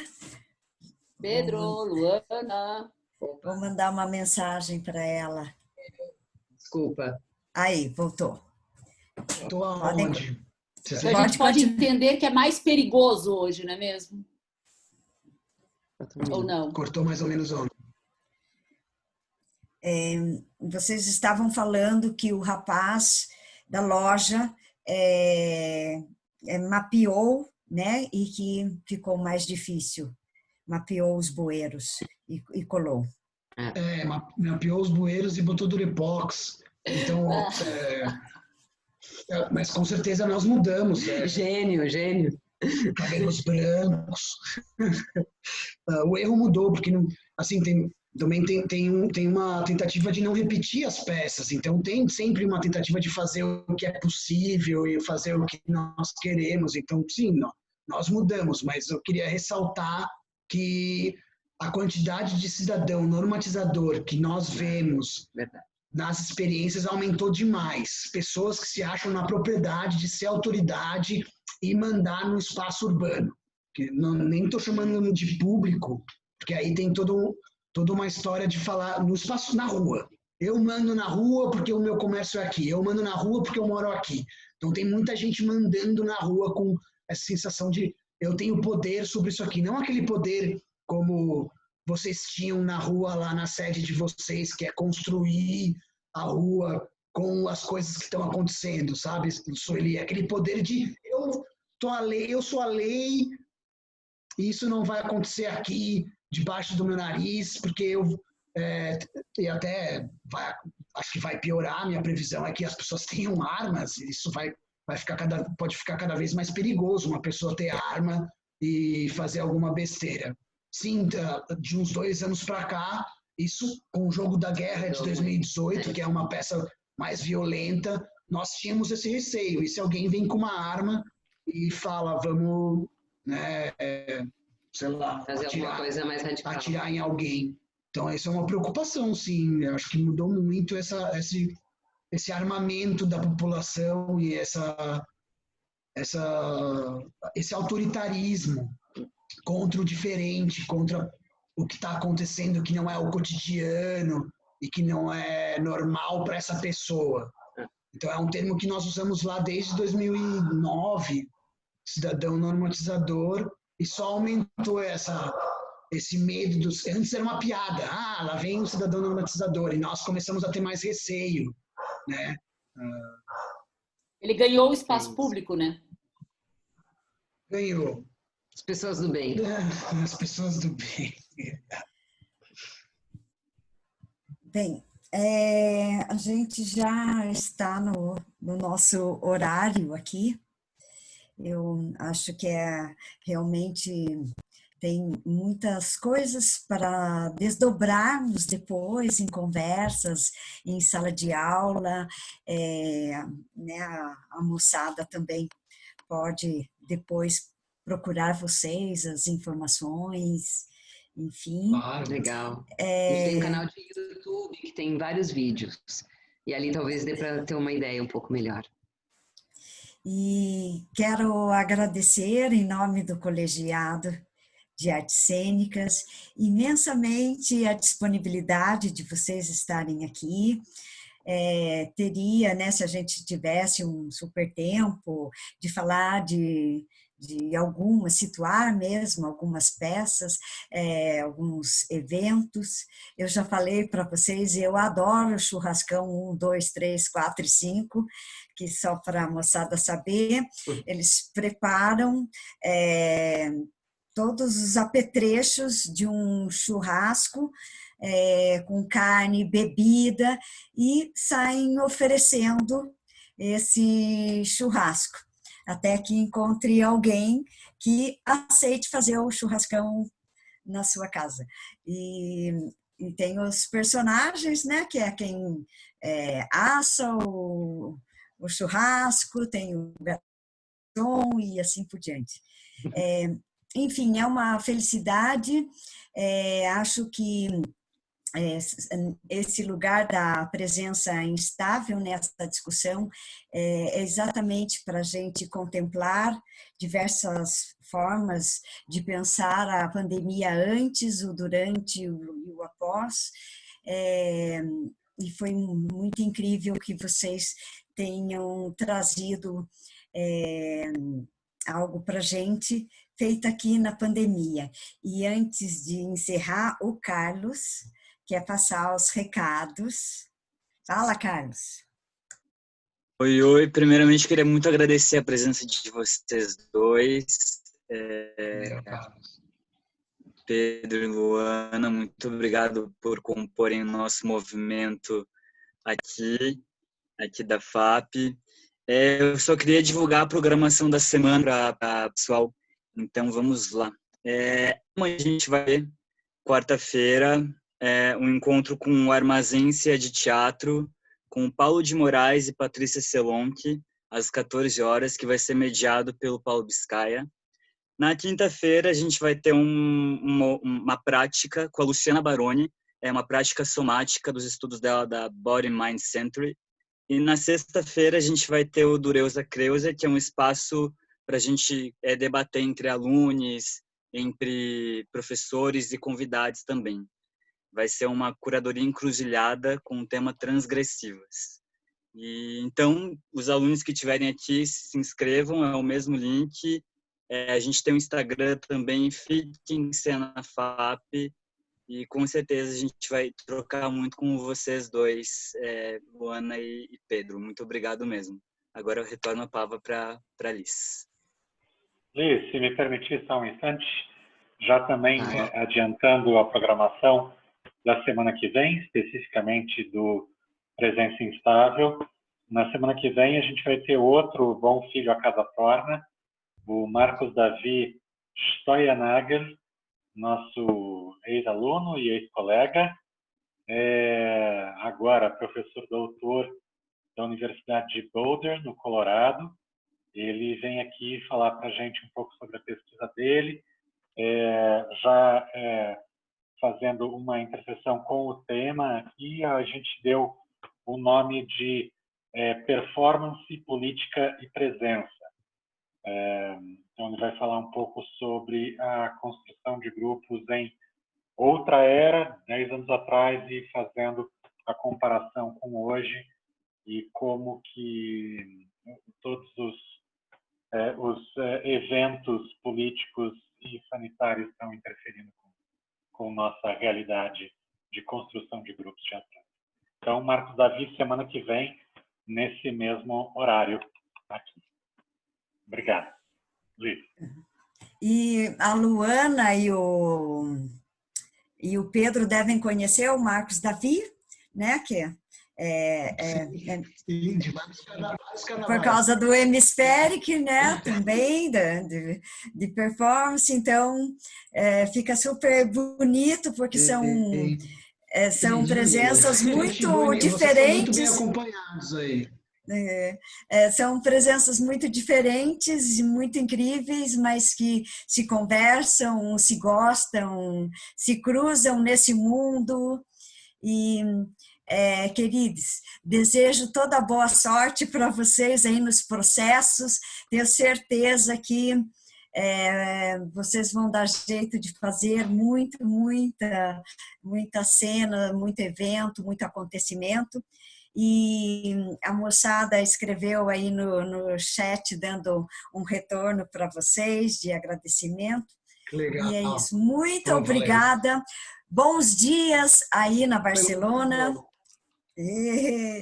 Obrigada, gente. Obrigada. Valeu. Obrigada, galera. O pessoal de... Posso dizer que Curitiba... Tá cortando. Valeu, gente. Obrigada. Uma piada no grupo que a gente tem que ir para Curitiba porque o nosso público está lá. Tá mesmo. Obrigada, gente. Valeu. Beijo. Obrigadão. Um pouco, acho que cortou a ligação. Voltou. Tá. Obrigada, viu? Tchau. Beijo. Muita força. Obrigada. Procurar solidão. Tchau, tchau. Tchau, tchau.